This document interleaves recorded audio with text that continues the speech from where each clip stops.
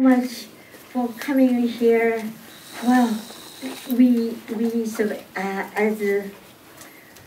on behalf of the dead, I mean the victims, I really want to say thank you so much for coming. Well, to tell the story, what happened that day, it's very hard. We survivors had a kind of dilemma whether to tell our true story or not. Because we know that we tell our story, the world will know how inhumane, how dreadful nuclear weapons result. But at the same time, every time when we tell our story, we recall those horrible days, and then, you know, like you heard Mr. Futagawa's story, always survivors do not want to recall those days. But moreover, what we are afraid was, in early days, survivors are in a way discriminated. This is quite different from a conventional weapon and the nuclear weapon. We always worry about the future generations. I myself have two children, a daughter and a son, but when I delivered for the first time my child, I was so scared whether my child will be healthy or not. Yes, I heard for so many years there are not healthy babies were delivered, and the mothers experienced miscarriage and stillbirth many times, and then they did not want to tell what happened. So we were afraid of telling our story. That means we were in the city, and without knowing, we were exposed to radiation.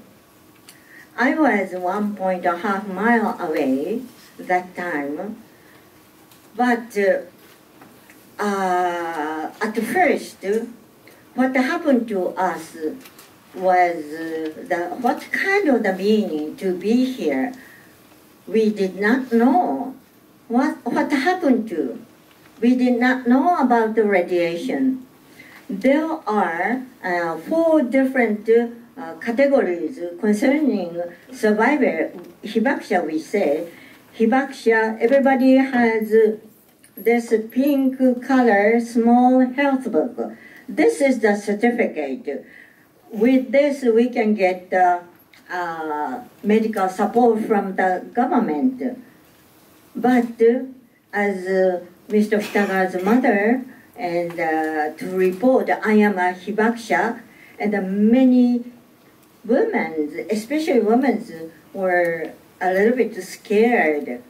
And so in Hiroshima, everybody had, in a way, same destiny.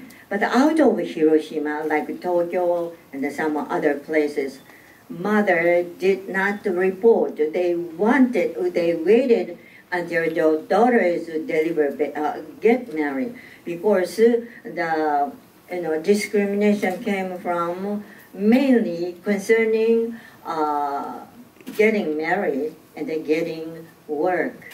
Hibakusha became so easily get tired, and the hibakusha told, oh, hibakusha is so lazy, people say. It's better not to hire hibakusha. Hibakusha didn't have enough energy, not 100%, only maybe 60%. Easily get tired, easily catch cold, and easily had a high fever. So because of that, people annoyed hibakusha. And daughters and men as well as, but especially daughters, mothers are worrying about whether the daughter can get married, find a husband. There are so many stories like that. So having the certificate is very useful, but mothers didn't. They waited until their daughters got married. And after that, what they did, they waited until their daughters deliver normal babies.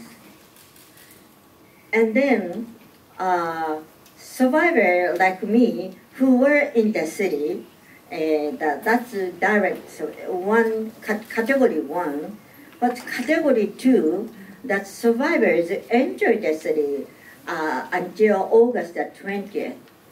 Of course, many survivors entered the city to find out their family members without knowing high dose of radiation was in the city. And one of my friends, she was living in north part of the city, and then her mother was, the bomb was dropped. They were far away, but her mother wanted to give vegetables to her grandmother living to the south end. Okay, that means a couple of days later, so from here to there, with a cart, the mother put the vegetables, because her house was a farmer, put the vegetable and then walked to the other end.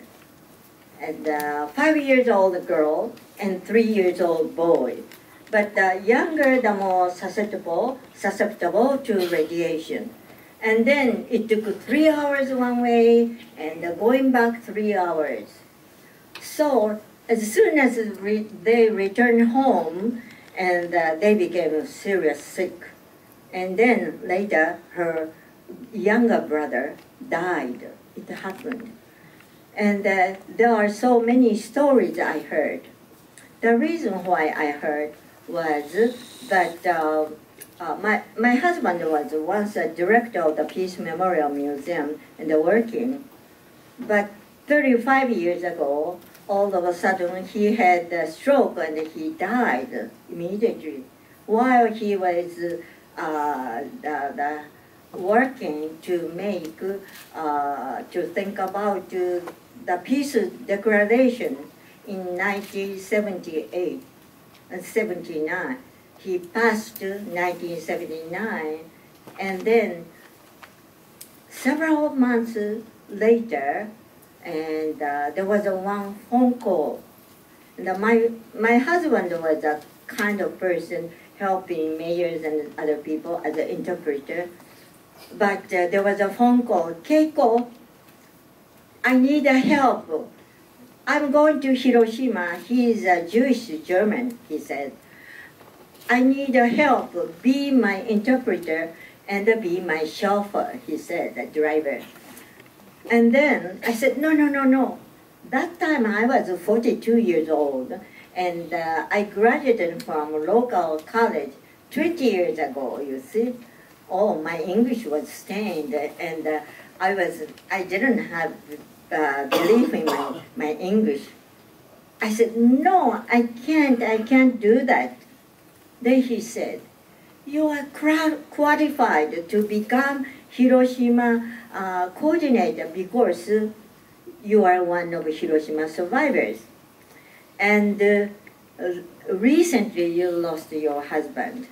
And then you know what that tragedy is. You know the anguish and the sorrow. All of a sudden, your beloved person passed away and taken away. And he said, and then he came. And after he came, immediately after he came to Hiroshima, I was forced to be coordinator with Hiroshima.